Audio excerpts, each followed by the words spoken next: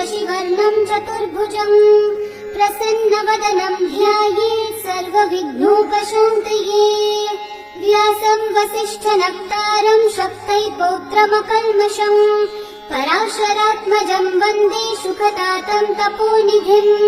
व्यासाय विष्णुरूपाय व्यासरूपाय विष्णवे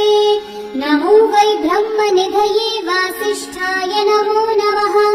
अविकाराय शुद्धाय नित्याय परमात्मने सदैकरूपरूपाय विष्णवे सर्वजिष्णवे। यस्य स्मरणमात्रेण जन्म संसारबन्धनात् विमुच्यते नमस्तस्मै विष्णवे प्रभविष्णवे। ॐ नमो विष्णवे प्रभविष्णवे। श्रीवैशम्पायनोवाच श्रुत्वा धर्मानशेषेण पावनानि च सर्वशः युधिष्ठिरः शान्तनवं पुनरेवाभ्यभाषत। युधिष्ठिर उवाच किमेकं दैवतं लोके किं वाप्येकं परायणं स्तुवन्तः कं कमर्चन्तः प्राप्नुयुर्मानवा शुभम्। को धर्मः सर्वधर्माणां भवतः परमो मतः किं जपन्मुच्यते जन्तुर्जन्म संसारबन्धनात्। श्रीभीष्म उवाच जगत्प्रभुं देवदेवम् अनन्तं पुरुषोत्तमम् स्तुवन्नाम सहस्रेण पुरुषस्तततोत्थितः तमेव चार्चयन् नित्यं भक्त्या पुरुषम् अव्ययम् ध्यायन् स्तुवन्नमस्यं च यजमानस्तमेव च। अनादिनिधनं विष्णुं सर्वलोकमहेश्वरम् लोकाध्यक्षं स्तुवन्नित्यं सर्वदुःखातिगो भवेत्। ब्रह्मण्यं सर्वधर्मज्ञं लोकानां कीर्तिवर्धनम् लोकनाथं महद्भूतं सर्वभूतभवोद्भवम्। एष मे सर्वधर्माणां धर्मोऽधिकतमो मतः यद्भक्त्या पुण्डरीकाक्षं स्तवैर्वच्चैर्नरः सदा। परमं यो महत्तेजः परमं यो महत्तपः परमं यो महद्ब्रह्म परमं यः परायणम्। पवित्राणां पवित्रं यो मङ्गलानां च मङ्गलम् देवतं देवतानां च भूतानां यो व्ययः पिता यतः सर्वाणि भूतानि भवन्त्यादियुगागमे यस्मिंश्च प्रलयं यान्ति पुनरेव युगक्षये तस्य लोकप्रधानस्य जगन्नाथस्य भूपते विष्णोर्नाम सहस्रं मे शृणु पापभयापहम्। यानि नामानि गौणानि विख्यातानि महात्मनः ऋषिभिः परिगीतानि तानि वक्ष्यामि भूतये। ऋषिर्नाम्नां सहस्रस्य वेदव्यासो महामुनिः छन्दोनुष्ठुप् तथा देवो भगवान् देवकीसुतः अमृतांशोद्भवो बीजं शक्तिर्देवकी नन्दनः त्रिसामाहृदयं तस्य शान्त्यर्थे विनियुज्यते। विष्णुं जिष्णुं महाविष्णुं प्रभुविष्णुं महेश्वरम् अनेकरूपदैत्यान्तं नमामि पुरुषोत्तमम्। अस्य श्रीविष्णोर्दिव्यसहस्रनामस्तोत्रमहामन्त्रस्य श्रीवेदव्यासो भगवान् ऋषिः अनुष्ठुप् श्रीमहाविष्णुः परमात्मा श्रीमन्नारायणो देवता अमृतांशोद्भवो भानुरिति बीजम् देवकी नन्दन सृष्टेति शक्तिः उद्भवक्षोभणो देव इति परमो मन्त्रः शङ्खबृन्नन्दकी चक्रीति कीलकम् शार्ङ्गधन्वा गदाधर इति अस्त्रम् रथाङ्गपाणिरक्षोभ्य इति नेत्रम् त्रिसामा सामगः सामेति कवचम् आनन्दम् परब्रह्मेति योनिः ऋतुः सुदर्शनः काल इति दिग्बन्धः श्रीविश्वरूप इति ध्यानम्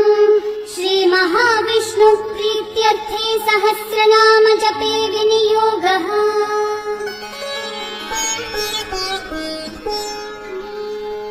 ध्यानम् श्री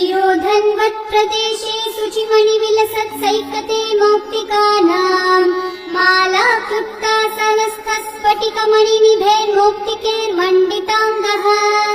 शुभ्रैरभ्रैरतभ्रैरुपरि विरचितैर्मुक्तपीयूषवर्षैः आनन्देन पुनीयादरिनलिन गदा शङ्खपाणिर्मुकुन्दः भुःपादौ यस्य नाभिर्वियदसुरनिलश्चन्द्रसूर्यौ च नेत्रे कर्णावाशः शिरौध्योर्मुखमपि दहनो यस्य वास्तेयमप्तिः अन्तस्थं यस्य विश्वं सुरनरखगो भोगि गन्धर्वदैत्यैः चित्रं रं रम्यतीतं त्रिभुवन विपुषं विष्णुमीशं नमामि। ॐ नमो भगवते वासुदेवाय। शान्ताकारं भुजगशयनं पद्मनाभं सुरेशं विश्वाधारं गगनसदृशं मेघवर्णं शुभङ्गम् लक्ष्मीकान्तं कमलनयनं योगिहृद्ध्यानगम्यं वन्दे विष्णुं भवभयहरं सर्वलोकैकनाथम् मेघश्यामं पीतकौशीयवासं श्रीवत्साङ्कं कौस्तुभोद्भासिताङ्गम् पुण्योपेतं पुण्डरीकायताक्षं विष्णुं वन्दे सर्वलोकैकनाथम् नमः समस्तभूतानामादिभूताय भूभृते अनेकरूपरूपाय विष्णवे प्रभविष्णवे सशङ्खचक्रं सकिरीटकुण्डलं सपीतवस्त्रं सरसीरुहेक्षणं सहारवक्षस्थलशोभिकौस्तुभं नमामि विष्णुं शिरसा चतुर्भुजम् छायायां पारिजातस्य हेमसिंहासनोपरि आसीनमङ्गुदश्याममायताक्षम् अलङ्कृतम् चन्द्राननं चतुर्बाहुं श्रीवत्साङ्कितवक्षसम् रुक्मिणी सत्यभामाभ्यां सहितं कृष्णमाश्रये।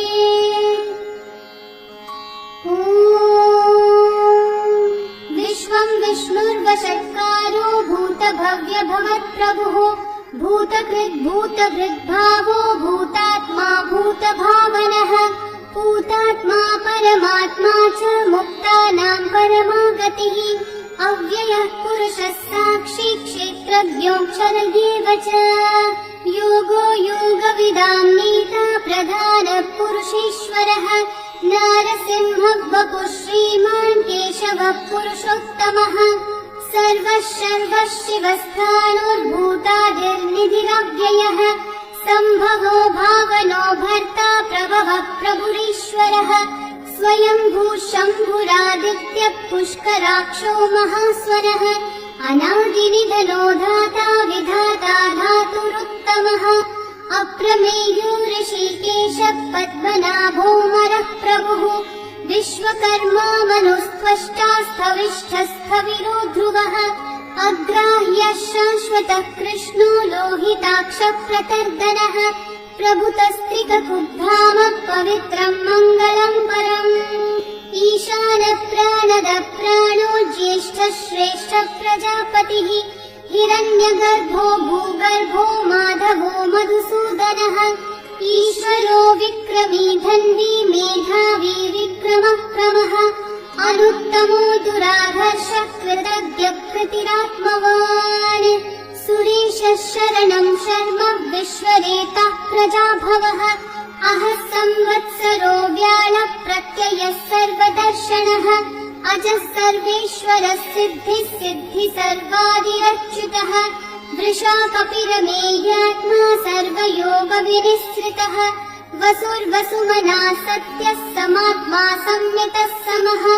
अमोघः पुण्डरीकाक्षो वृषकर्मा वृषाकृतिः रुद्रो बहुशिरा बभ्रुर्विश्वयोनिःशुचिश्रवाः अमृतः शाश्वतस्थाणुर्वरारोहो महातपाः सर्वगः सर्वविद्भानो विश्वक्सेनो जनार्दनः वेदो वेदविदव्यङ्गो वेदाङ्गो वेदवित्कविः लोकाध्यक्षः सुराध्यक्षो धर्माध्यक्षः कृताकृतः चतुरात्मा चतुर्व्यूहश्चतुर्दंष्ट्रश्चतुर्भुजः भ्राजिष्णुर्भोजनं भोक्ता सहिष्णुर्जगदादिजः अनघो विजयो जेता विश्वयोनिः पुनर्वसुः उपेन्द्रो वामनः प्रांशुरमोघः शुचिरुचितः अतीन्द्रः सङ्ग्रहः सर्गो धृतात्मा नियमो यमः वेद्यो वैद्यः सदा योगी वीरः माधवो मधुः अतीन्द्रियो महामायो महोत्साहो महाबलः महाबुद्धिर्महावीर्यो महाशक्तिर्महाद्युतिः अनिर्देश्यः वपुः श्रीमानमेयात्मा महाधृतक् महीश्वासो महीभर्ता श्रीनिवासः सतां गतिः अनिरुद्धः सुरानन्दो गोविन्दो गोविदाम्पतिः मरीचिर्दमनो हंसः सुपर्णो भुजगोत्तमः हिरण्यनाभः सुतपः पद्मनाभः प्रजापतिः अमृत्युः सर्वदृक्सिंहः सन्धाता सन्धिमान् स्थिरः अजो दुर्मशलः शास्ता विश्रुतात्मा सुरारिः गुरुर्गुरुतमो धामः सत्यः सत्यः पराक्रमः निमिषो निमिषस्रग्वी वाचस्पतिरुदारधीः अग्रणीर्ब्राह्मणे श्रीमान् न्यायो नेता समीरणः सहस्रमूर्धा विश्वात्मा सहस्राक्षः सहस्रपात् आवर्तनो निवृत्तात्मा संवृतः सम्प्रमर्दनः अहः संवर्तको वह्निरनिलो धरणीधरः सुप्रसादः प्रसन्नात्मा विश्वधृग्विश्वभुग्विभुः सत्कर्ता सत्कृतः साधुर्जन्मोर्नारायणो नरः असंख्येयो प्रमेयात्मा विशिष्टः शिष्टकृच्छुचिः सिद्धार्थः सिद्धसङ्कल्पः सिद्धिदः सिद्धिसाधनः वृषाही वृषभो विष्णुर्वृषपर्वा वृषोदरः वर्धनो वर्धमानश्च विविक्तः श्रुतिसागरः सुभुजो दुर्धरो वाग्मी महेन्द्रो वसुदो वसुः नैकरूपो बृहद्रूपः क्षिपिविष्टप्रकाशनः ओजस्तेजो द्युतिधरः प्रकाशात्मा प्रतापनः ऋद्धः स्पष्टाक्षरो मन्त्रः चन्द्रांशूर्भास्करद्युतिः अमृतांशूद्भवो भानुः शशबिन्दुः सुरेश्वरः औषधं जगतः सेतुः सत्यधर्मः पराक्रमः भूतभव्यभवन्नाथः पवनः पावनो नलः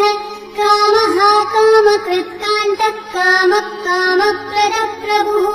युगादिकृद्युगावर्तो नैकमायो महाशनः अदृश्यो व्यक्तरूपश्च सहस्रजिदनन्तजित् इष्टो विशिष्टशिष्टेष्ठः शिखण्डी नहुषो वृषः क्रोधः क्रोधकृत्कर्ता विश्वबाहुर्महीधरः अच्युतः प्रथितः प्राणः प्राणदो वासवानुजः अपान्निधिरधिष्ठानम् अप्रमत्तः प्रतिष्ठितः स्कन्दः स्कन्दद्धरो धुर्यो वरदो वायुवाहनः वासुदेवो बृहद्भानुरादिदेवः पुरन्दरः अशोकस्थारणस्थारः शूरः शौरी जनेश्वरः अनुकूलः शतावर्तः पद्मी पद्मनिभीक्षणः पद्मनाभोरविन्दाक्षः पद्मगर्भः शरीरभृत् महद्धीरिद्धो वृद्धात्मा महाक्षो गरुडध्वजः अतुलः शरभो भीमः समयज्ञो हविर्हरिः सर्वलक्षणलक्षण्यो लक्ष्मीवान् समितिञ्जयः विक्षरूरोहितो मार्गो हेतुर्दामोदरः सहः महीधरो महाभागो वेगवानविताशनः उद्भवक्षोभणो देवः श्रीगर्भः परमेश्वरः करणं कारणं कर्ता विकर्ता गहनो गुहः व्यवसायो व्यवस्थानः संस्थानस्थानदो ध्रुवः परर्धिः परमस्पष्टः तुष्टः पुष्टः शुभेक्षणः रामो विरतो मार्गो नेयो नयोनयः वीरशक्तिमतां श्रेष्ठा धर्मो धर्मविदुत्तमः वैकुण्ठः पुरुषः प्राणः प्राणदः प्रणवः पृथुः हिरण्यगर्भः शत्रुघ्नो व्याप्तो वायुरधोक्षजः ऋतुः सुदर्शनः कालः परमेष्ठी परिग्रहः उग्रः संवत्सरो दक्षो विश्रामो विश्वदक्षिणः विस्तारस्थावरस्थानु प्रमाणम् बीजमव्ययम्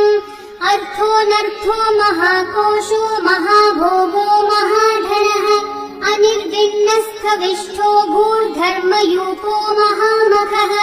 नक्षत्रनेमिर्नक्षत्री क्षामः समीहनः यज्ञयुज्यो महेज्यश्च क्रतुः सत्रम् सताम् गतिः सर्वदर्शी विमुक्तात्मा सर्वज्ञो ज्ञानमुत्तमम् सुहृतः सुमुखः सूक्ष्मः सुघोषः सुखदः सुहृत् मनोहरोजितक्रोधो वीरबाहुर्विदारणः स्वापनः स्ववशो व्यापी नैकात्मा नैककर्मकृत् वत्सरो वत्सी रत्नगर्भो धनीश्वरः धर्मकृद्धर्मी सदसक्षरमक्षरम् अविज्ञाता सहस्रांशूर्विधाता कृतलक्षणः गभस्तिदेवी सत्त्वस्थः सिंहो भूतमहेश्वरः आदिदेवो महादेवो देवेशो देवभृद्गुरुः उत्तरो गोपतिर्गोप्ता ज्ञानगम्यः पुरातनः शरीरभूतभृद्भोक्ता कपीन्द्रो भूरि दक्षिणः सोमपोमृतपः सोमः पुरुजित्पुरुसत्तमः विनयोजयः सत्यसन्धो दाशारः सात्वताम् पतिः जीवो विनयिता साक्षी मुकुन्दोऽमितविक्रमः अम्भो निधिरनन्तात्मा महोधरिशयोऽन्तकः अजो महार्ह स्वाभाव्यो जिता मित्रप्रमोदनः आनन्दो नन्दनो नन्दः सत्यधर्मात्रिविक्रमः महर्षि कपिलाचार्य कृतज्ञो मेदिनीपतिः त्रिपदस्त्रिदशाध्यक्षो महाशृङ्गकृतान्तकृत् महावराहो गोविन्दः सुषेणः कनकाङ्गदी गुह्यो गभीरो गहनो गुप्तश्चक्रगदाधरः वेधास्वाङ्गोजितः कृष्णो दृढसङ्कर्षणोच्युतः वरुणो वारुणो वृक्षः पुष्कराक्षो महामनाः भगवान् भगहानन्दी वनमाली हलायुधः आदित्यो ज्योतिरादित्यः सहिष्णुर्गतिसत्तमः सुधन्वाखण्डपरशुर्दारुणो द्रविणप्रदः दिवस्पृक्सर्वदिव्यासो वाचस्पतिरयो निजः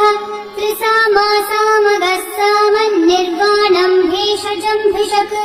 सन्न्यासकृच्छमः शान्तो निष्ठा शान्तिपरायणम् शुभाङ्गः शान्तिदः सृष्टा कुमुदः कुवलेशयः गोहितो गोपतिर्गोप्ता वृषभाक्षो वृषप्रियः अनिवर्ती निवृत्तात्मा संक्षेप्ताक्षेमकृच्छिवः श्रीवत्सवक्षा श्रीवासः श्रीपतिः श्रीमताम्बरः श्रीधः श्रीश श्रीनिवासः श्रीनिधिः श्रीविभावनः श्रीधरः श्रीकरः श्रेयः श्रीमान् लोकत्रयाश्रयः स्वक्षः स्वङ्गशतानन्दो नन्दिर्ज्योतिर्गणेश्वरः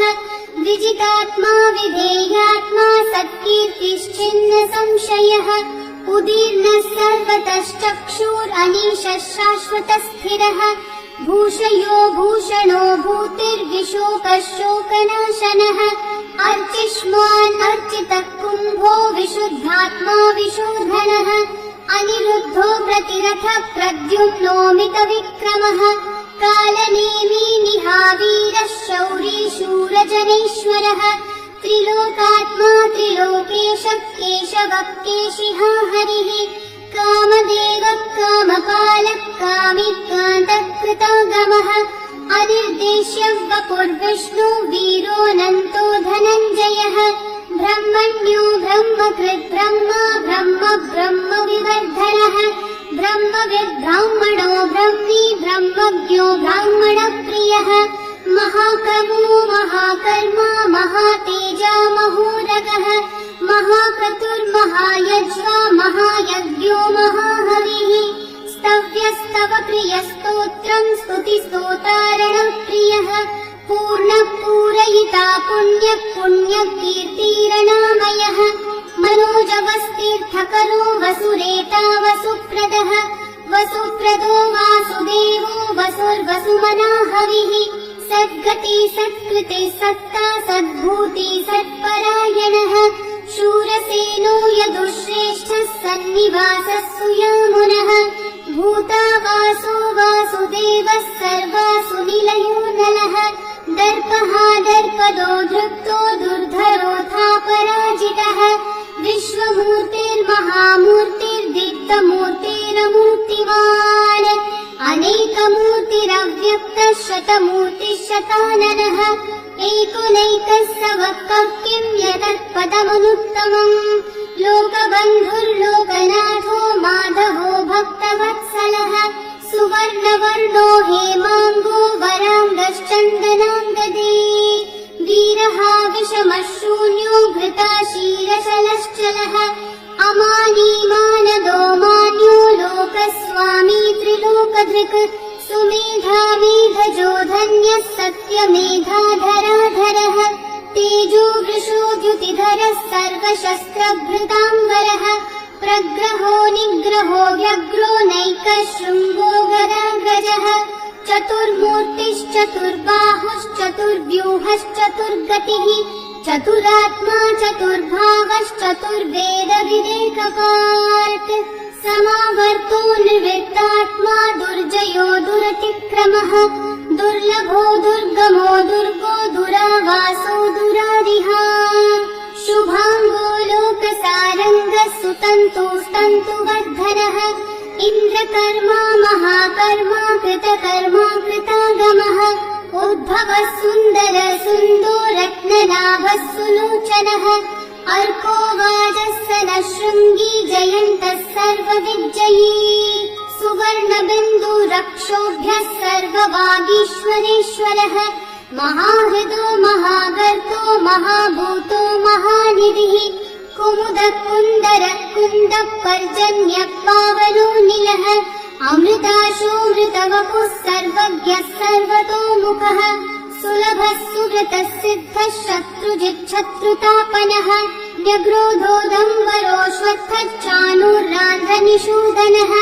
सहस्राची सप्तजिह्वा सप्तैधा सप्तवाहनः अमूर्तिरनघोचिन्त्यो भयकृद्भयनाशनः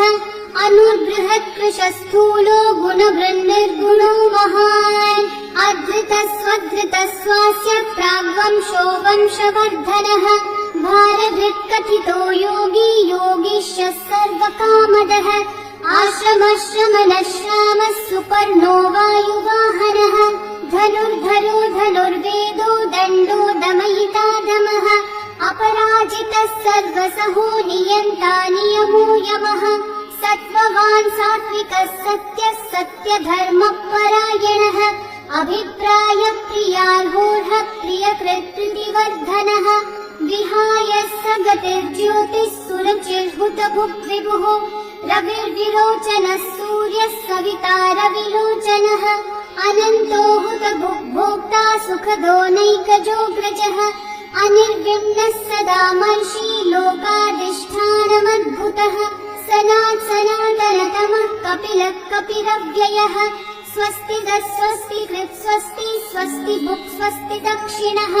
अरौद्रः कुण्डली चक्री विक्रम्यूर्जितशासनः शब्दातिगः शब्दसः शिशिरः शर्करीकरः अक्रूरः पेशलो दक्षो दक्षिणः क्षमिनाम्बरः विद्वत्तमो वीतभयः पुण्यश्रवणकीर्तनः उत्तारणो दुष्कृतिः पुण्यो दुःस्वप्ननाशनः वीरः रक्षणः सन्तो जीवनः पर्यवस्थितः अनन्तरूपोऽनन्तः श्रीर्जितमन्युर्भयापहः चतुर्दशो गभीरात्मा विदिशो व्यादिशो दिशः अनादिर्भूर्भुवो लक्ष्मी सुवीरो रुचिराङ्गदः जननो जनजन्मादिर्भीमो भीमपराक्रमः आधारनिलयो धाता पुष्पहासप्रजागरः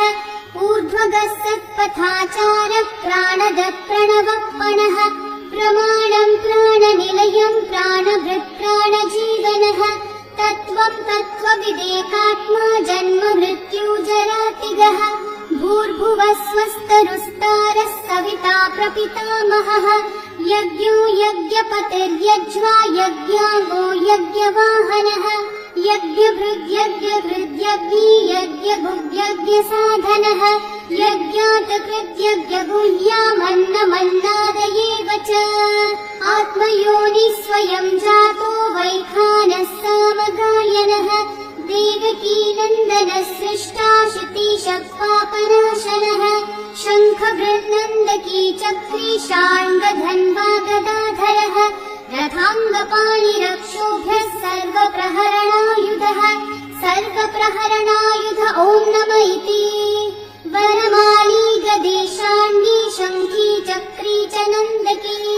श्रीमान्नारायणो विष्णुर्वासुदेवोऽभिरक्षतु वनमाली गदेशाङ्गी शङ्खी चक्री च नन्दकी श्रीमान्नारायणो विष्णुर्वासुदेवोऽभिरक्षतु वनमाली गदेशाङ्गी शङ्खी चक्री च नन्दकी श्रीमान्नारायणो विष्णुर्वासुदेवोऽभिरक्षतु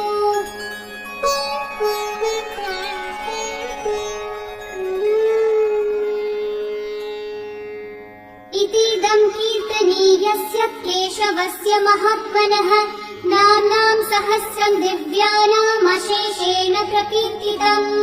य इदं शृणुयान्नित्यं यश्चापि परिकीर्तयेत् न शुभं प्राप्नुयात् किञ्चित् सोमुत्रेह च मानवः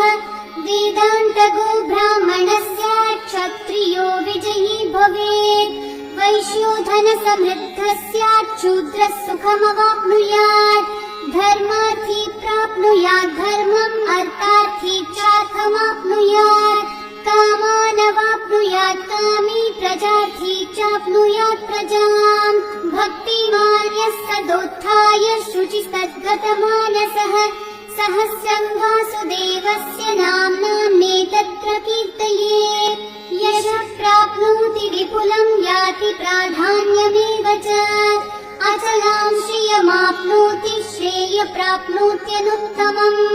न भयं क्वचिदाप्नोति वीर्यं तेजश्च विन्दति भवत्यरोगो द्युतिमान् बलरूपगुणान्वितः